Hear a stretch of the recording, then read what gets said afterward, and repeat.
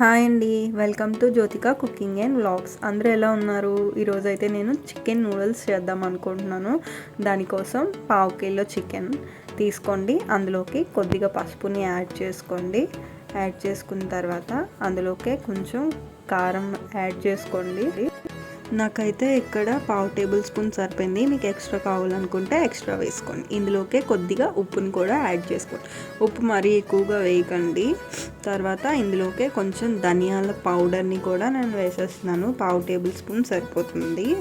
అలాగే ఇందులోకి కొద్దిగా పెప్పర్ పౌడర్ని వేస్తున్నాను. వీటన్నిటినీ కూడా ఇందులోకి వేసుకొని ఇందులోకే కొద్దిగా కార్న్ఫ్లోర్ 1 టేబుల్ స్పూన్ వరకు నేను తీసుకున్నాను. తర్వాత ఇందులోకే 1 టేబుల్ స్పూన్ వరకు బియ్యం పిండిని కూడా యాడ్ చేసుకోండి. యాడ్ చేసుకున్న తర్వాత ఇందులోకి కొద్దిగా 1/2 టేబుల్ స్పూన్ వరకు జింజర్ గార్లిక్ పేస్ట్ని కూడా వేసుకోండి. వేసుకున్న తర్వాత వీటన్నిటినీ కూడా బాగా పట్టేలాగా మిక్స్ చేసుకోండి. ఇలా అన్నీ కూడా మొత్తం మిక్స్ అయిపోయిన తర్వాత దీన్ని ఒక అరగంట పాటు పక్కన పెట్టేసుకుందాం. ఈలోపు మనం స్టవ్ మీద ప్యాన్ని కానీ కడాయిని కానీ పెట్టుకొని అందులోకి 2 గ్లాసుల వరకు వాటర్ని వేసుకుంటున్నాను. నేనైతే ఇందులోకి 1 లీటర్ వరకు వాటర్ని యాడ్ చేసుకున్నాను. మీరు వేసుకునే క్వాంటిటీని బట్టి వాటర్ అనేది వేసుకోండి. ఇక్కడ చూడండి, వెజ్ హక్కా నూడిల్స్ని నేనైతే తీసుకున్నాను. రెగ్యులర్ నూడిల్స్ ఎప్పుడు తింటూనే ఉంటాం కదా, ఇదైతే వీట్ ఫ్లోర్తో ఉంటుంది, బాగుంటుందేమో ట్రై చేద్దామని చెప్పి ఈసారి నేను ట్రై చేస్తున్నాను. సో దీన్ని నేను 2 స్లైసెస్ తీసుకున్నాను, అంటే 1/2 ప్యాకెట్ మాట.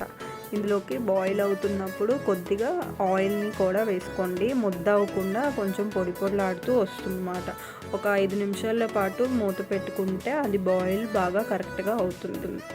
ఇలా 5 నిమిషాల తర్వాత మూత తీసి చూస్తే నాకైతే కరెక్ట్గా ఉడికిపోయిందండి. దీన్ని వెంటనే స్టెయిన్ చేసేసుకొని వాటర్ దాంట్లోకి కొద్దిగా చల్లటి నీళ్ళని పోసేయాలి. అప్పుడు ఉడకడం అనేది ఆగిపోతుంది అన్నమాట. దాని మీద వాటర్ కనుక వేయలేనట్లయితే అది ఇంకా ముద్దగా అయిపోతుంది అన్నమాట. స్టవ్ మీద ఒక కడాయిని పెట్టుకొని అందులోకి కొద్దిగా ఆయిల్ని యాడ్ చేసుకోండి. యాడ్ చేసుకున్న తర్వాత ముందుగా మనం కలిపి పెట్టుకున్న చికెన్ని తీసుకొని ఇందులో వేసుకొని రోస్ట్గా ఫ్రై చేసుకోండి. హై ఫ్లేమ్లో పెట్టకుండా మంటని మీడియం ఫ్లేమ్లో అడ్జస్ట్ చేసుకుంటూ నిదానంగా బ్రౌన్ షేడ్ వచ్చే వరకు కలుపుకుంటూ ఉండండి. ఇలా బ్రౌన్ షేడ్ వచ్చిన తర్వాత దీన్ని కొద్దిగా ఒక ప్లేట్లోకి తీసేసుకుందాం. ఇలా ఈ చికెన్ మొత్తాన్ని కూడా ఈ ప్లేట్లోకి తీసుకున్న తర్వాత దీన్ని పక్కన పెట్టేద్దాం. తర్వాత అదే కడాయిలో కొద్దిగా ఆయిల్ని వేసుకొని ఒక ఎగ్ తీసుకొని దాన్ని బ్రేక్ చేసుకొని అందులో వేసుకోండి. మంటని హై ఫ్లేమ్లో పెట్టుకొని ఎగ్ని ఫ్రై చేసుకోండి, లేదంటే ఎగ్ సాగినట్లుగా అయిపోతుంది. తినేటప్పుడు కూడా అంతగా బాగుండదు, రబ్బర్ ముక్కల్లా ఉంటుంది అన్నమాట. సో అందుకే హై ఫ్లేమ్లోనే ఎగ్ని ఫ్రై చేసుకోండి. తర్వాత ఇందులోకే ఆనియన్స్ని కూడా వేసేసుకుంటున్నాను. నేనైతే నా దగ్గర ఉన్న కొన్ని వెజిటేబుల్స్ని ఇందులో యాడ్ చేస్తున్నాను.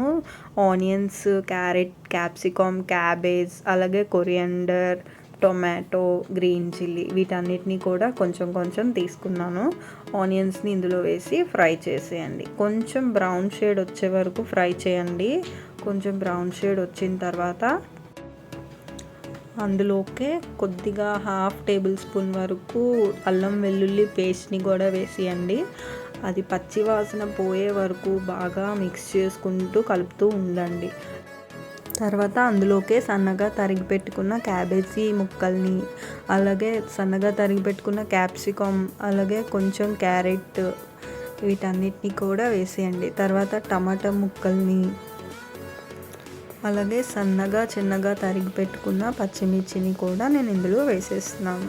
వేసి వీటన్నిటినీ కూడా బాగా ఫ్రై అయ్యే వరకు, పచ్చి వాసన పోయి అన్నీ ఉడికేటట్టుగా ఫ్రై చేసుకోండి. ఫ్రై అవుతున్నప్పుడే ఇందులోకి మ్యాగీ మ్యాజిక్ మసాలాని నేను యూస్ చేస్తున్నాను. నాకు హక్కా నూడిల్స్లో అనేది ఇవ్వలేదండి, సో అందుకని చెప్పేసి నేను ఇది యూస్. తర్వాత ఇందులోకి కొంచెం ధనియాల పౌడర్ వేసుకొని మిక్స్ చేసుకోండి. అలాగే ఇందులోకి కొంచెం కారం కూడా, నేనైతే ఇక్కడ కాశ్మీరీ చిల్లీ పౌడర్ని యూస్ చేస్తున్నాను. సో ఇదైతే కలర్ అండ్ టెక్స్చర్ కూడా బాగుంటుందని చెప్పి నేను ఇది యూస్ చేస్తున్నాను. అలాగే 1 టేబుల్ స్పూన్ వరకు సాల్ట్ని కూడా ఇందులో వేసేసుకోండి. వేసుకున్న తర్వాత కొద్దిగా మీడియం ఫ్లేమ్లో పెట్టుకొని వీటన్నిటిని బాగా ఫ్రై చేయండి.